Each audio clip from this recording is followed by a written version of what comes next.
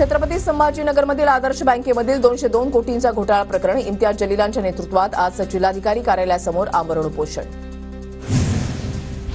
परभणी ते Mumbai long march काढण्यावर आंदोलक ठाम. दुपारी 1 वाजता लाँग मार्चला सुरुवात होणार. सोमनाथ सूर्यवंशी, विजय वाकोडेंच्या कुटुंबियांचं 32 दिवसांपासून आंदोलन सुरूच. आरोपी विष्णू साठेच्या खंडणी प्रकरणातील जामीन अर्जावर उद्या सुनावणी. केस न्यायालयामध्ये युक्तिवाद. कोल्हापूरच्या इचलकरंजीमधल्या कबनूर चौकामध्ये अतिक्रमण काढताना वादावाद. तर पहिल्यांदाच अतिक्रमण काढल्यामुळे वाहनधारक आणि नागरिकांकडून समाधान व्यक्त.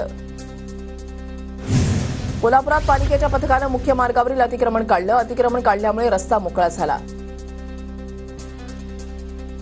केस गळती रुग्णांची संख्या 197 वर. केस गळतीचं कारण शोधण्यासाठी आयसीएमआर पथक शेगावमध्ये ठाण मांडून.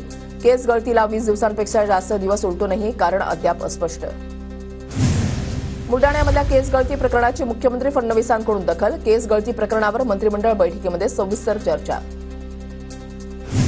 अवैध वाळू आणि गौण खनिजाच्या उत्खननावर ड्रोनचा वॉच असणार. रेती तस्करीला आळा घालण्यासाठी ड्रोनद्वारे पाळत ठेवण्याचे नागपूर विभागीय आयुक्तांचे निर्देश. कोल्हापूरच्या इचलकरंजीमध्ये पंचगंगा नदीमधील गाळ काढण्याचं काम महसूल प्रशासनानं थांबवलं. नदीमधून वाळू घेऊन जात असल्याचं समजल्यानंतर प्रशासनानं काम थांबवलं.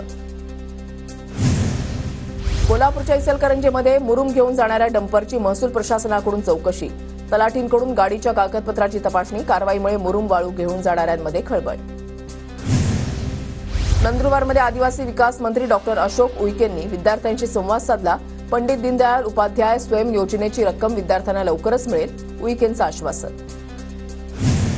जळगाव शहरामध्ये सांडपाणी कुठलीही प्रक्रिया न करता थेट गिरणा नदीपात्रामध्ये. गिरणा नदी फेसाळली. नदीची पवित्रता आणि सौंदर्य धोक्यात. पुण्यामधल्या इंद्रायणी नदी प्रदूषण मुक्त करण्यासाठी हातभार लावा. जिल्हाधिकाऱ्यांचं पुण्यामधल्या जनतेला आवाहन. नागपुरातील भांडेवाडी डम्पिंग यार्डमधील 10 लाख टन कचऱ्याची विल्हेवाट. उर्वरित कचऱ्यावर 2024 पर्यंत प्रक्रिया होणार. नागपुरात दररोज साधारणतः 1300-1400 टन घनकचऱ्याची निर्मिती. जालना पालिकेकडून अनधिकृत नळ कनेक्शनच्या शोध मोहिमेला सुरुवात. पहिल्याच दिवशी 184 घरांचा सर्व्हे. शहरामध्ये 30 ते 35 हजार नळ कनेक्शन अनधिकृत असल्याचा अंदाज.